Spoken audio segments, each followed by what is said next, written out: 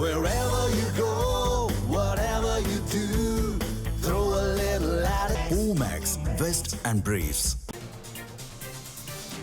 முக்கிய செய்தி. குதிரை பேர வழக்கில் செந்தில் பாலாஜியின் சகோதரர் அசோக் குமார் பிணை தொகை செலுத்த முதன்மை அமர்வு நீதிமன்றத்தில் சரண்.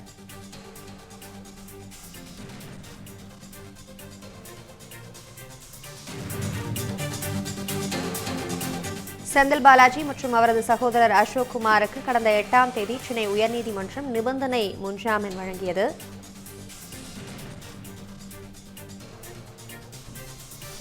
செந்தில் பாலாஜி மற்றும் அவரது சகோதரர் அசோக் குமாருக்கு கடந்த 8ஆம் தேதி சென்னை உயர்நீதிமன்றம் நிபந்தனை முன்ஜாமீன் வழங்கியது. உயர்நீதிமன்ற உத்தரவின்படி செந்தில் பாலாஜியின் சகோதரர் அசோக் குமார் சென்னை முதன்மை அமர்வு நீதிமன்றத்தில் சரணடைந்திருக்கிறார்.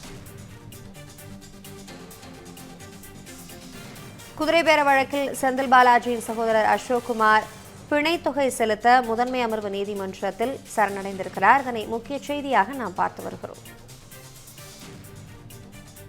செந்தில் பாலாஜி மற்றும் அவரது சகோதரர் அசோக் குமாருக்கு கடந்த 8ஆம் தேதி சென்னை உயர்நீதிமன்றம் நிபந்தனை முன்ஜாமீன் வழங்கியது. உயர்நீதிமன்ற உத்தரவின்படி செந்தில் பாலாஜியின் சகோதரர் அசோக் குமார் சென்னை முதன்மை அமர்வு நீதிமன்றத்தில் சரணடைந்திருக்கிறார். இதுகுறித்த கூடுதல் விவரங்களோடு இணைகிறார் நமது செய்தியாளர் செந்தில்குட்டி. கூடுதல் விவரங்களை விரிவாக வழங்கலாம்.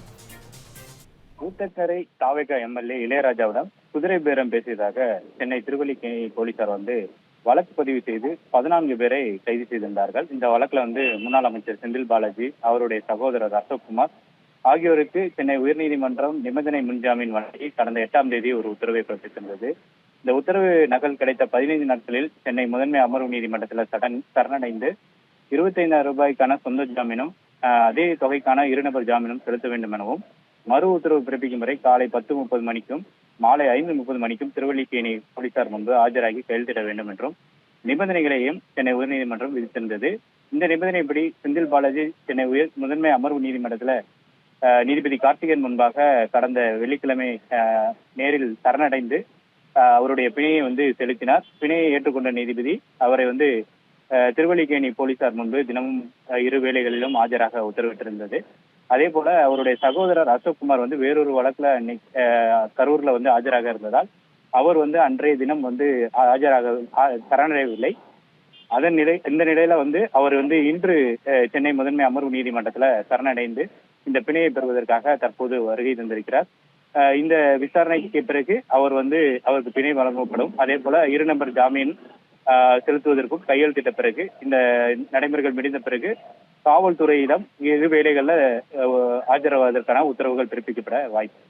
தமிழ் ஜனம் சேனலை சப்ஸ்கிரைப் பண்ணாம பார்த்துட்டு இருந்தீங்கன்னா மறக்காம சப்ஸ்கிரைப் பண்ணிடுங்க.